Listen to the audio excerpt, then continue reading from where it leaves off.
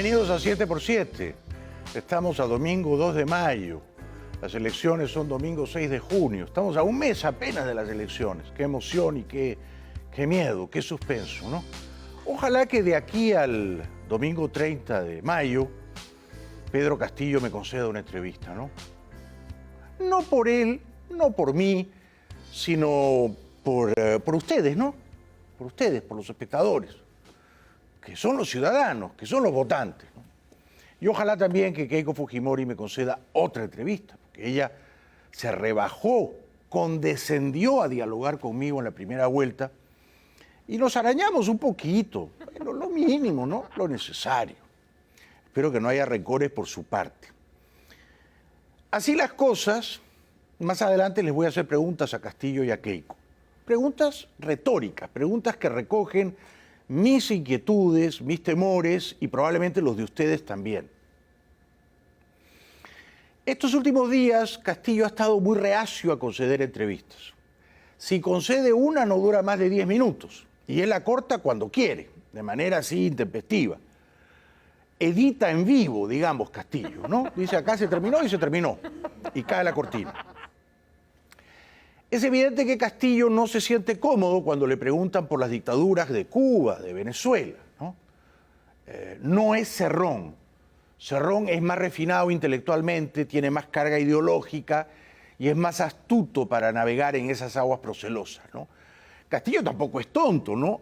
Pero cuando le preguntan si Venezuela es o no una dictadura, y vaya que lo es, ¿no? Y está la propia señora Bachelet desde Ginebra acreditándolo, atestiguándolo, diciendo que Maduro es un dictador que mata por lo menos a 6.000 o 7.000 muchachos extrajudicialmente cada año. O sea, no hay dudas, ¿no?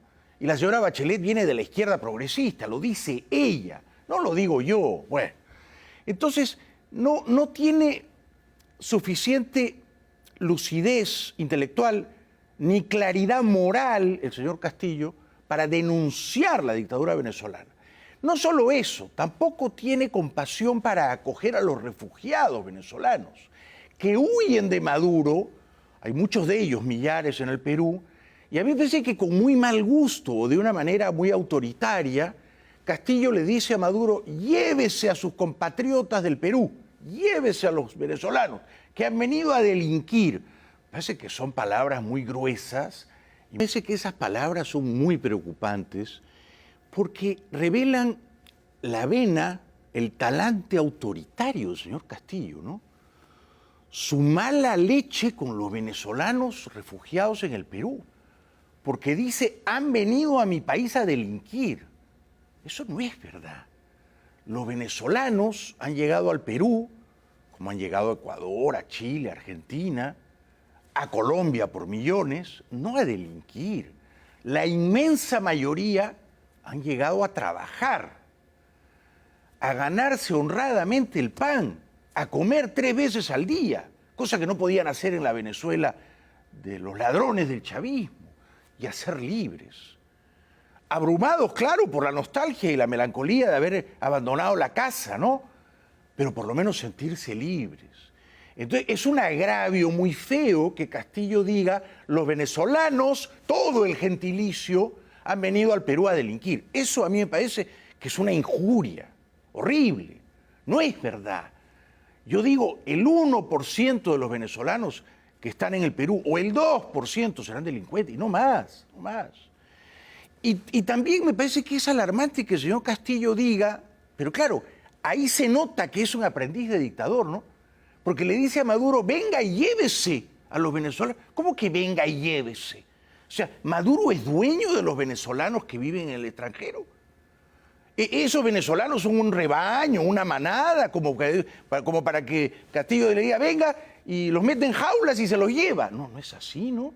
Son individuos libres, libres. Esos individuos libremente han ejercitado su voluntad, han fatigado su audacia, han caminado miles de kilómetros y ahora viven en el Perú.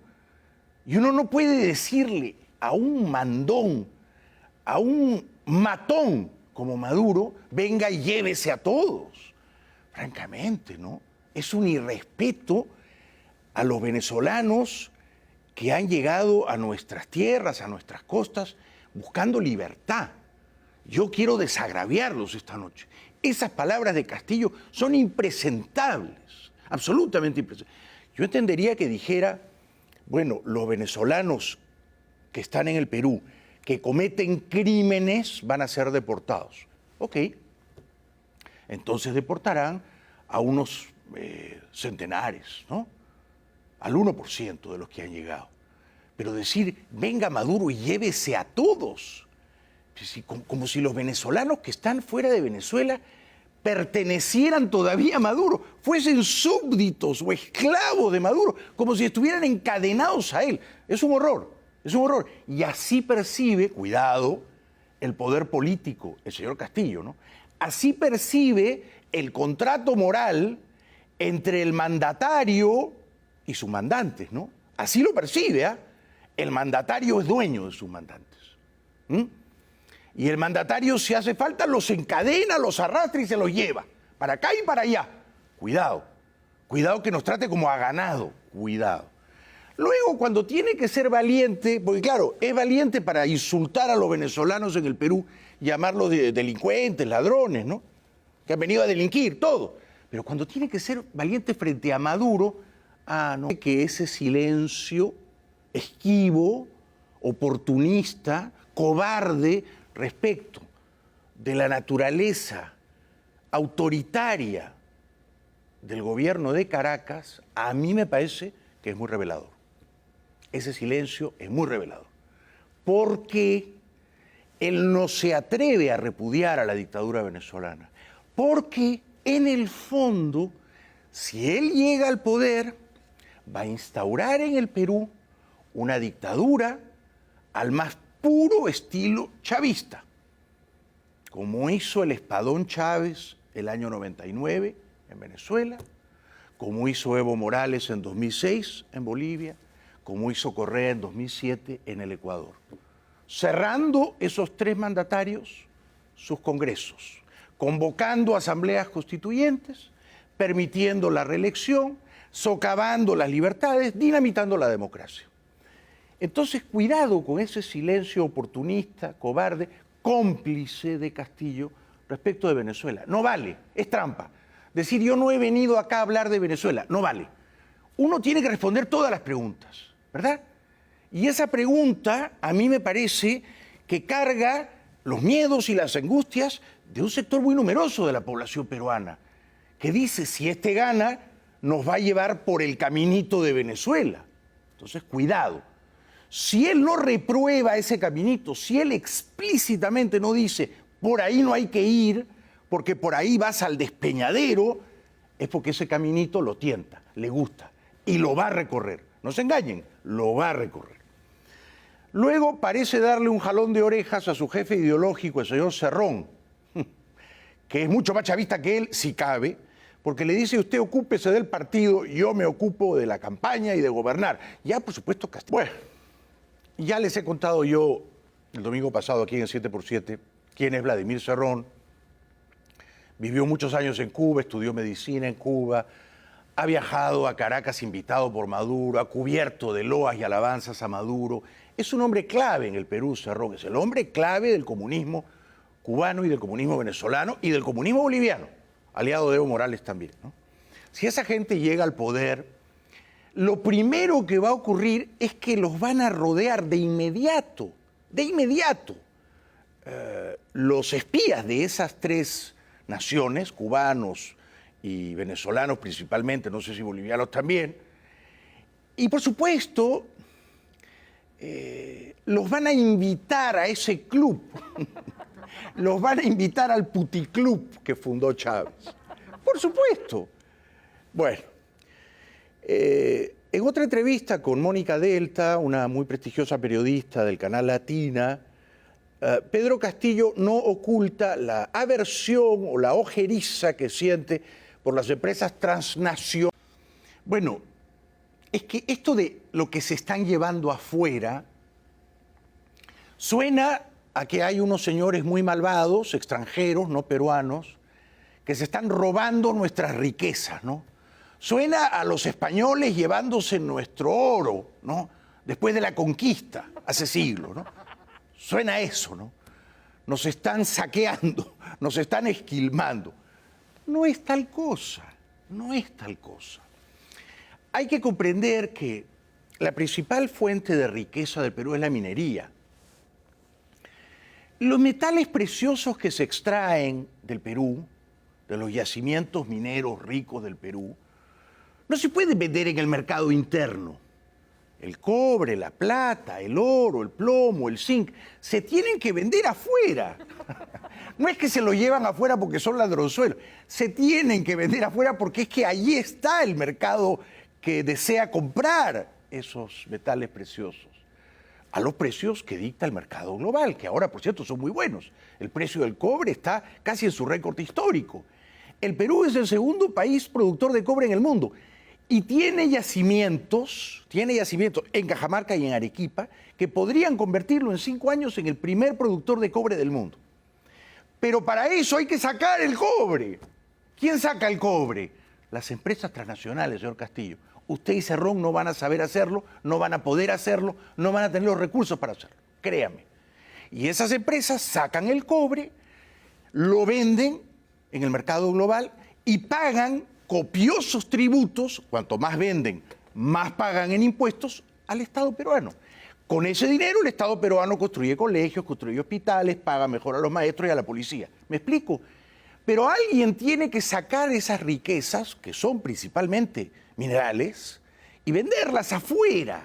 No tiene nada de malo con vender afuera, señor Castillo. Cuanto más vendas afuera, más rico vas a ser como país.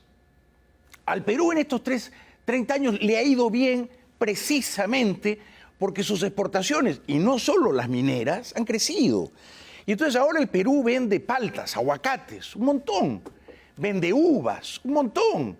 Vende arándanos, un montón. Y así. ¿Me explico? El boom, por ejemplo, de la quinoa, y así.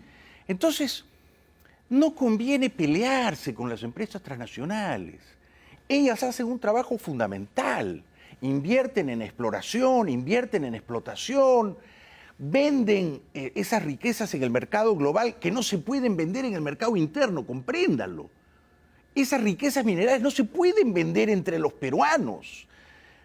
Hay que venderlas al mercado global. ¿Cuál es el mercado global? Te las compra China, te las compra la India y así, ¿verdad? Ahora el cobre, ¿por qué está tan cotizado? Porque sirve para construir los autos eléctricos, que es la tendencia del futuro. Entonces, no tiene sentido pelearnos con esas empresas que deberían ser nuestras socias en crear riqueza, ¿no? Cuando en esta misma entrevista le preguntan por la reelección indefinida, que es, por supuesto, una melodía dulce a los oídos de cualquier líder autoritario de izquierda de estos tiempos, Castillo dice, esa idea no se me ha pasado ni por la cabeza. Alguien. Bueno, a los políticos hay que juzgarlos por su conducta y por sus palabras, ¿no? Tanto por la conducta como por las palabras de Castillo, uno puede adivinar que él sí quiere quedarse más tiempo que un solo periodo. Porque él dice, según esta Constitución, solo me puedo quedar por un periodo. Pero no dice, y ojalá lo dijera, ¿no? Pero esta Constitución la vamos a cambiar. Yo quiero escribir otra Constitución. Y esa otra Constitución se va a parecer a la boliviana, a la ecuatoriana, a la venezolana. Por supuesto.